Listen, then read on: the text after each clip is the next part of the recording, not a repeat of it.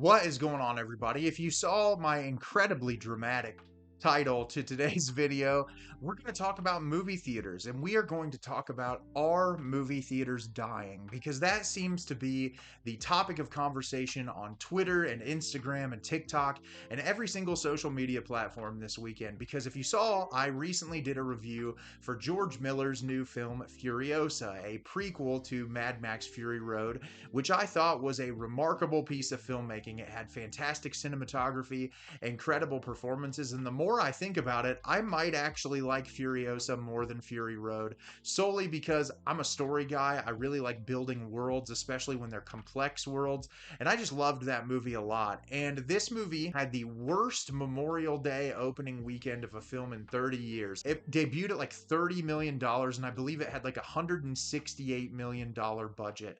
And so people have gone straight to the internet to say this is the death of movie theaters, and movie theaters are over, and we're just going to completely see movie theaters be gone in the next 10 or 15 years.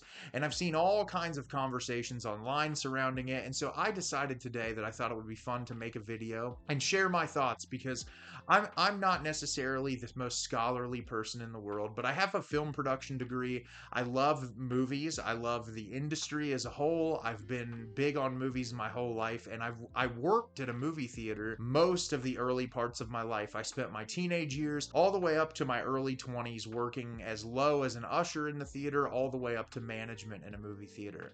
And so I kind of have seen the peaks and valleys of what it's like to work in a theater chain. And I worked at a movie theater in the time where movie theaters were the thing. I worked there when the Twilight movies were huge, when the Harry Potter films were ending, all of those really big market films where we would do midnight showings, that there would be people packed in the lobbies, down the sides of the hallways, waiting to get into theaters. Every screen would be sold out all night long. And so I've experienced what that's like, and theaters have not been that way for quite some time. But when you look at last year and you see films like Barbie and Oppenheimer that did box office numbers and just completely blew every expectation out of the water, were some of the highest grossing films in years, you see those perform and you start to question, well, what's actually going on in the theaters and what's happening? And I think there's a couple of things to talk about here, but for starters, I think just getting it out of the way, I don't think that this means movie theaters are dying by any means whatsoever. I think theaters will always exist in some way, shape, or form because there is a love for the medium. People who love movies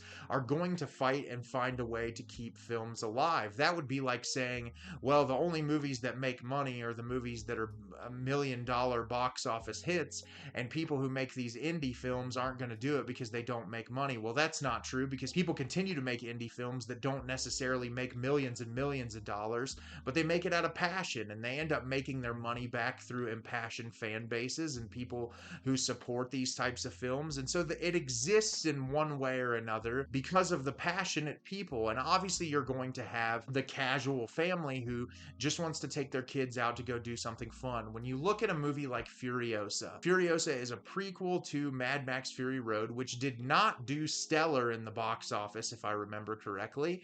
And it's a franchise that has existed for quite some time. There was a huge gap between the last Mad Max movie and Fury Road. And so it's a name that's not like catching people's attention right away. Even when you look at getting two huge stars like Anya Taylor-Joy and Chris Hemsworth in the movie, because it's such a unique niche genre, it's not a movie that everyone's going to want to go see. And then you have to talk about my next point, which is the price of a ticket to go watch a movie anymore. I am an AMC Stubs member. I pay $25 a month to see 3 movies a week, every week for an entire month. And I get my money's worth because I go to quite a few movies. As you guys see, I review a movie pretty much every single day unless I'm doing a topic video. And so I get my money's worth. My theater's not that far away from my house. I can go there, I can enjoy it. And the cool part about the AMC Stubs membership is it does not limit you screens. So I can go watch things on the Dolby screen or the IMAX, which are $17, $18 a ticket, if not more, where I live in Ohio. The AMC Stubs thing is really cool for someone like me who movies are a big part of my life. For a casual person who doesn't go to the movies very often, if it's $17 $50 to go see the new movie on an IMAX screen to take a date and get a popcorn, and at that point you're at 50 or $60, you might want to spend your money in different ways. Groceries are expensive, gas is expensive, it's hard to just get anywhere anymore. And so people are getting pickier and choosier with their money. And what you will see is movies that come to Netflix or movies that go to Prime Video, they sell more because people can do it at their house. They can pay less money to rent it. If you have 5 or 6 people and you split $20 and you're like, hey, let's have a movie night at the house, it's a lot easier than going there to the theater and paying $17, $18 a person. And so because of that, and how quickly the turnaround is for movies now. Used to, back in the day, a movie would come out in the theater and you'd wait 4 or 5 months before it would be released on Blu-ray or DVD. Now, in some cases, 17 or 18 days after the initial release of a movie, you'll see it on VOD, and you can rent it 16, 17, 18 days after it first comes out.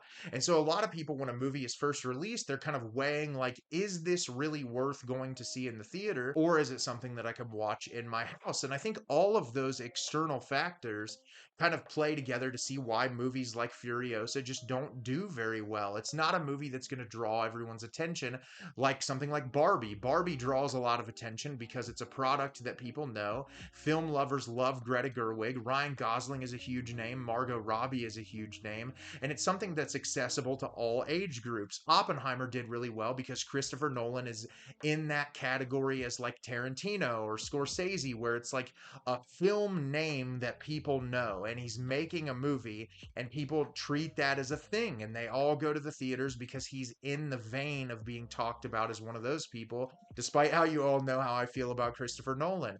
And so you look at something like Furiosa, and sure, George Miller is a big name. People love George Miller, but it's a weird, wacky science fiction movie with characters named like Rectus and Scrotus, like just ridiculous, over-the-top stuff that's going to appeal to a niche market of viewers. And as you can see, if you go on Letterboxd or you go on IMDb, the reviews for this movie are exceptional. People are loving it. They're really enjoying it. But the people who are going to go see it are the people who love movies and who see the benefit to watching this film on the biggest screen possible with the best sound system. Other people will see reviews of this movie and be like, wow, I can just watch that at home. It sounds like a fun time, but it's also 2.5 hours. So that's a long time with my family that I have to spend watching a movie. And so there's a lot of factors that play into people's decisions as to whether or not they want to go watch movies like that. And I think that people are so quick to just kind of jump to this is going to die or this is going to end because we've seen businesses close and we've seen things that we've known for forever kind of go away. But the theater industry, I don't think people realize how much money is involved in Hollywood. And I don't think people realize that there are people who actively fight over and over again for movies to exist. And you look at companies like Alamo Drafthouse that are these specialty theaters that are like really about preserving the movie-going experience and really taking care of their customers and things like that. And you'll see big movies, I mean, like Spider-Verse and like Marvel movies and Disney films and all of these things, like people come out for those movies. And I don't think that's ever going to stop. But we can't judge the experience of the entire industry on that. It was similar to recently, people talked about The Fall Guy not doing very well. And they did that after the first weekend. But the movie now, after being out a few weeks, has gotten close or has already surpassed its budget. It's made its money back. It's not necessarily the biggest box office success, but it's also a movie that didn't really look great from the trailers. And I really enjoyed it and had a lot of fun with it. But if a movie doesn't look phenomenal from the trailers, people aren't going to run and go watch it immediately. And I think we have to always put things into perspective in these types of circumstances. And that's what I would just urge people out there who want to jump the gun and worry that like the theaters are going to die for forever or that movies aren't going to exist past 10, 15, 20 years. And who knows, I could be wrong, but watching the trajectory of the industry, seeing where the money comes in and where it doesn't, I don't think a movie like Furiosa or even the Garfield movie or the Fall Guy are really the types of movies to kind of baseline this all off of. I think if you looked at something like the newest Spider-Verse movie, if that came out and did really poorly, or like Frozen 3 or one of these legacy Disney sequels attached to a huge property doesn't do well, you could start to worry about it then. But when you see movies like Barbie and Oppenheimer doing incredible numbers that are just unheard of post COVID, I wouldn't be worrying too much yet about the state of the theater industry. So, what do you think about what's going on with movie theaters? Do you think they're going to die? Do you not? Let me know in the comments. I just wanted to come on here and express my opinion. I think people are getting a little too ahead of the game here, and I don't think it's as severe as everyone's making it out to be. As always, if you can like the video and subscribe to the channel, helps me out a lot and lets me know the type of content you're looking for. I'm always putting out new material and look forward to getting more out for you in the near future. And as always, everyone, thank you so much for watching and have a great rest of your day.